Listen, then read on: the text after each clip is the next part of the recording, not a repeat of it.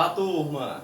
Bom, eu sou o professor Samuel Esmeraldo, trabalho atualmente na escola Manuel Balbino da Silva, aqui em Juazeiro do Norte, né?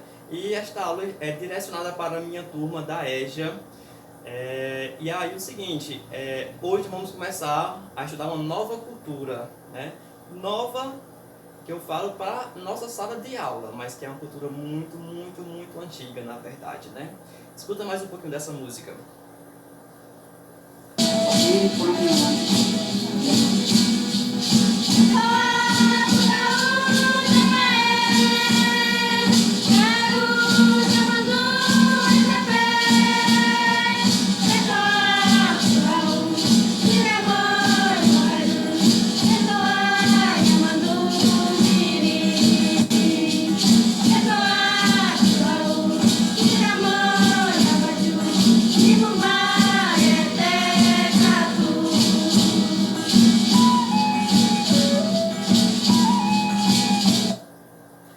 Bom, vocês conseguiram entender a letra da música? Eu acho que não, né? Confesso que eu também não sei. Mas era algo que a gente deveria saber. Por quê? Porque essa música, né, foi de um vídeo que foi gravado num projeto desenvolvido junto aos indígenas Tupi-Guarani das aldeias Bananal, Yamambu, Mirim e Pissaguera, que fica lá no litoral sul de São Paulo, certo? E aí, por que nós deveríamos entender, né? Porque essa música ela é cantada na língua tupi-guarani, né? Há vários povos tupis, né? Que deram origem a várias línguas, a vários dialetos, né? E é um dos povos mais antigos de nossas terras. Bom, então se nós sabemos falar até um pouquinho, né, do inglês, por que não deveríamos saber essa língua que é tão importante, né, para as tribos nativas, as tribos indígenas aqui no Brasil, né? Vamos curtir mais um pouquinho da música?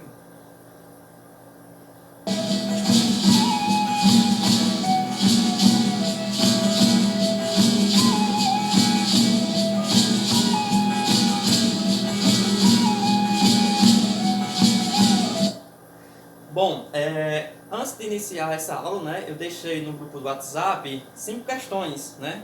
E essas 5 questões, elas vão trabalhar o que nós sabemos, né, sobre os indígenas, né? Primeira pergunta, para você, o que é uma pessoa indígena? Segunda pergunta, em sua casa, tem algum objeto da cultura indígena? Terceira pergunta, você conhece algum índio? Pergunta número 4. Aliás, a pergunta número 4. Você conhece algum descendente de índio? Alguém que descenda de índio? Número 5. Você conhece algum alimento de origem indígena? Se sim, diga qual. Aliás, foram 6 perguntas, né? Teve a sexta também. Quais são as principais características de uma pessoa indígena? Bom, espero que vocês tenham respondido, né? Aí no caderno de vocês. E aí, aqui na tela, né, eu separei um slide. Esse slide não foi eu que fiz, foi a professora Lilian. E vamos aproveitar essas imagens que eu achei bem interessante. Esse slide não fala já das culturas indígenas, né? Na verdade, ele vai falar sobre o descobrimento do Brasil, descobrimento entre aspas, e eu vou dizer já por quê, né? Bom, nós temos aqui das grandes navegações ao descobrimento, entre aspas, do Brasil, né? E aí é o seguinte, o Brasil realmente foi descoberto? E se sim ou se não, como é isso? Vamos entender um pouquinho, né? Bom, aqui tem uma imagem, né, onde tem 2 índios, 2 indígenas, né? E lá atrás, né, tem as navegações com o símbolo da coroa de Portugal. Bom, até que chegou a vez dos tupiniquins. No começo do vídeo eu falei sobre a língua tupi-guarani, né? Então, há vários povos que são descendentes dos tupis, né? Então, os tupiniquins seria um outro povo indígena. Vamos continuar aqui os slides para a gente entender. Dom Manuel, né, na época rei de Portugal, conhecido como o Venturoso, né, ordenou que Cabral, né, Pedro Álvares Cabral, fosse as Índias. Preste atenção, viu? Fosse as Índias. E assim Cabral deixou a praia de Rostelo, em Portugal, no dia 9 de março, no comando de 3 caravelas e 10 naus. São tipos de embarcações, certo? Então, no dia 3 de março, né, Cabral teria saído lá de Portugal. Bom, eles disseram que se perderam, preste atenção, viu? Se perderam e chegaram bem aqui no Brasil. Aí vamos observar aqui no mapa, né? Observar aqui a legenda, né? É preciso a gente entender a linguagem de mapa, né?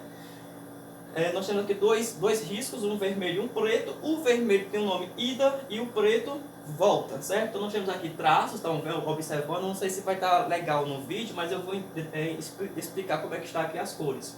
Esse que eu estou demonstrando aqui é linha vermelha e o outro é linha preta, certo? Então temos aqui a África, aqui em cima a Europa, né? E aqui as Américas. Bom, então essas embarcações teriam saído daqui de Portugal, né? Com destino às Índias. Mas olha onde está a Índia, certo? Então veja só, olha como foi da linha vermelha a ida. Eles vieram para cá, chegando bem aqui, eles teriam se perdido no caminho e esbarraram no Brasil, onde hoje é Brasil, né? Passaram um mês e depois foram para as Índias. Então, a priori, né, teria sido um acidente, né? Não foi algo planejado. Bom, e aí tem o que? No dia 21 de abril eles viram o primeiro sinal de terra, né? E aí vem aquela famosa frase, terra à vista, né? Que a gente vê muito nos filmes. No dia 22 de abril, eles avistaram um monte, né? Um monte, sei lá, uma pequena ilha, né? Um montoado de terra, vamos dizer assim, que Cabral chamou de Monte Pascoal, certo? Então, no dia 22 de abril, que é o dia oficialmente que o Brasil teria sido descoberto por Portugal, né? E aí, no dia 24 de abril, ou seja, 2 dias depois, né?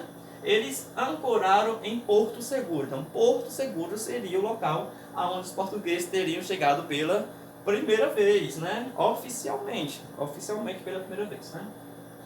Bom, e foram se aproximando. Nós temos aqui o navio que teria esbarrado na terra, né? Em terras, né? Vocês nem sabem falar, sério, uma brincadeira aí que a Lilian colocou aqui, certo? Mas vamos prosseguir. Bom, falando sério, foi mais ou menos assim, né? Então aqui o navio grande, a embarcação grande ficou lá atrás, né? E alguns portugueses teriam vindo em um pequeno barco, né? E aqui eles teriam dado de cara com alguns índios. E aí imagina, né? Europeus tendo o primeiro contato com os indígenas. Bom, dia 26 de abril, Frei Henrique teria rezado a primeira missa no ilhéu da Coroa Vermelha. Então preste atenção. Dia 22 avistaram, né, as terras. Dia 24 pisaram nas terras. E no dia 26 eles estavam rezando uma missa. Vamos continuar. Em 2 de maio, Cabral foi embora e seguiu para as Índias. Agora realmente verdade. Então saiu daqui, né, Brasil, e aí percorreu todo esse trajeto até chegar no destino que seria as Índias, né? A Índia, desculpe, né? Pero Vaz de Caminha era o escrivão da esquadra. Ele contou tudo o que aconteceu numa carta que foi enviada ao rei Dom Manuel. Essa carta, ela ficou bem famosa, né?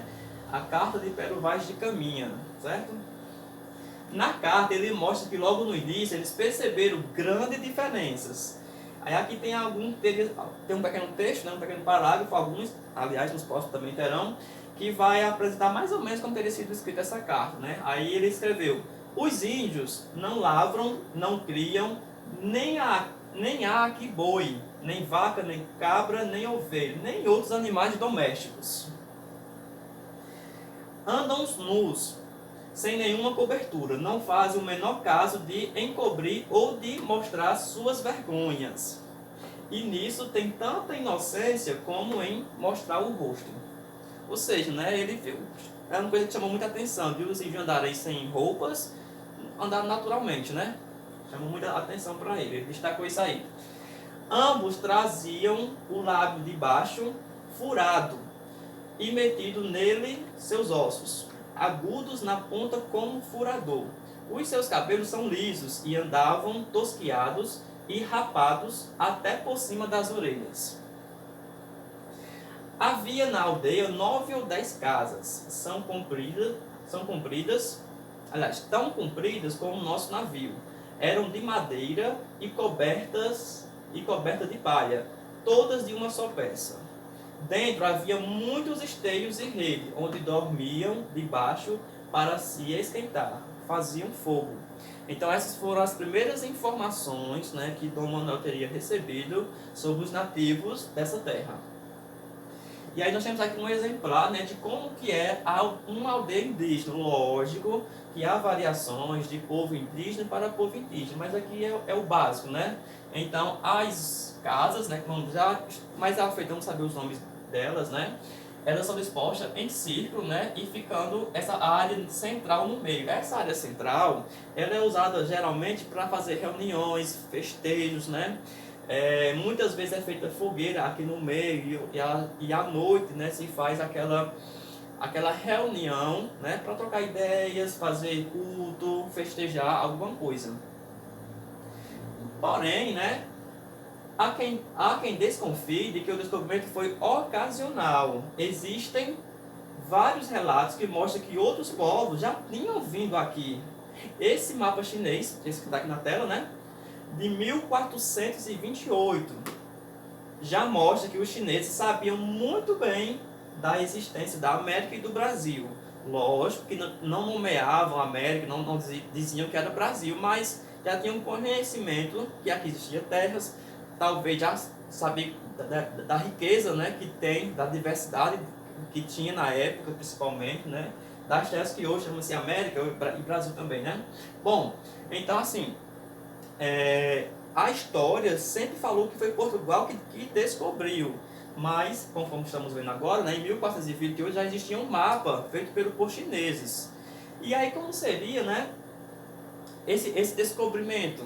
Foi descoberto mesmo? Vamos continuar, daqui a pouquinho a gente volta a falar sobre esse descobrimento.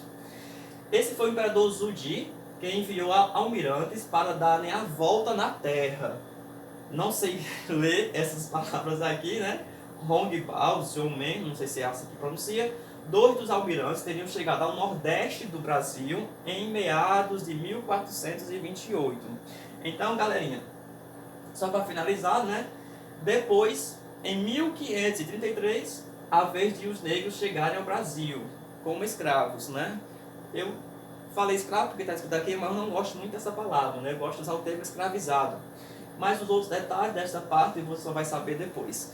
Bom, a história sempre contou de que o Brasil foi descoberto pelos portugueses.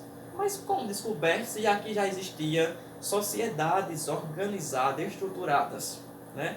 A ideia, né, que se passou na época foi que seriam povos não civilizados. Mas de que civilização é essa? Qual o conceito de civilização que nós podemos usar aqui, né? Então, infelizmente, nós estamos ainda contando a história do Brasil na visão europeia, mas antes dos portugueses pisarem aqui já existia povos, né, nativos, ou seja, pessoas originadas dessas terras que viviam aqui de forma muito bem organizada. Isso não quer dizer que eles viviam em paz, porque existiam várias tribos, né? E aí havia também conflito entre uma tribo indígena e outra, né? Lógico, seja por espaço, né, por terra, seja por alimentos, seja por diversos motivos, né? Mas já existia uma civilização muito bem organizada, né? E aí, galerinha, amanhã a gente continua essa aula, tá bom? Conto com vocês. Valeu! E vamos terminar voltando aqui a essa musicazinha Tupi-Guarani.